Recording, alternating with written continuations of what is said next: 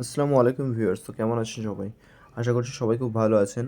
তো আমি হলাম আপনাদের বন্ধু টেকনিশিয়ান মশু। তো আজকে আমি নিয়ে চলে এসেছি নতুন একটা ভিডিও নিয়ে, যেটা হচ্ছে ইন্ট্রা V30 ডিজেল ফিল্টার কেমনভাবে চেঞ্জ করি সেটা আপনাদেরকে দেখাবো।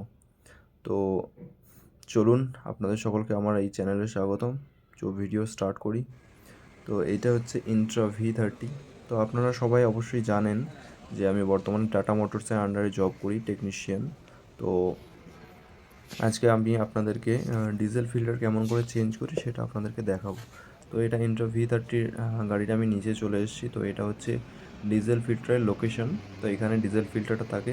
আর এটা আপনারা মাথায় রেখে দেবেন যে ডিজেল ফিল্টার গাড়ির একটা খুব গুরুত্বপূর্ণ পার্টস, যেটা আপনাদেরকে সবসময় ক্লিন রাখতে হবে। যদি আপনারা ডিজেল ফিল্টারটা যদি ক্লিন না থাকে, তো এটা গাড়ির যে পিক আপ আছে সেটা একদম ডাউন করে দেবে। পিক আপের জন্য চলবেই না। তো তার জন্য মূলত ইন্ট্রা V30-র জন্য 40,000-এ চেঞ্জ করা হয়। আমরা চেঞ্জ করি 40,000-এ। এর আগেও যদি কোনো গাড়িতে প্রবলেম দেখা দেয়, কোনো ডাস্ট বা কোনো কিছুর কারণে এটা হয়, জাম হয়ে যায়, তো তার আগেও চেঞ্জ করতে হয়।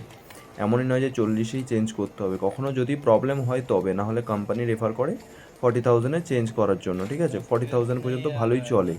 তো এখানে আমি ডিজেল ফিল্টারটা এই যে ওপেন করে নেবো, নতুন ডিজেল ফিল্টার। তো এখানে যে অয়েল সিলটা যেটা রয়েছে সেটাকে আমি এখান থেকে বার করে নেব। তারপরে আমি ফিল্টারটা দিয়ে দেবো ক্যানের মধ্যে।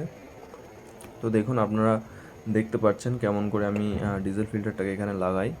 তো এখানে অয়েল সিলটা এখানে লাগিয়ে দেবো আমি। এরপরে এটা হয়ে যাওয়ার পরে আমি অবশ্যই এটাকে সেট করে দেবো। কিন্তু আমি এখানে পুরোপুরি সব ভিডিও করতে পারি না, তার জন্য আপনাদেরকে বাকি ভিডিওগুলো দেওয়া হয় না। তো যতটা আমার দ্বারা সম্ভব হয় আপনাদের কাছে পৌঁছাই, যে যাতে করে আপনারা কিছু কিছু ভিডিওতে হলেও, আপনাদের যদি এরকম গাড়ি থাকে সেই কাজটা যদি আপনাদের কাজে লাগে, তার জন্য আমি ভিডিওগুলো বানাই। কারণ আমাদেরকে তো ছোটো ছোটো কাজের জন্য আপনাদেরকে শোরুমে ছুটতে যাতে না হয়, আমি তার জন্য ভিডিওগুলো বানাই। তো আপনারা সঙ্গে থাকবেন।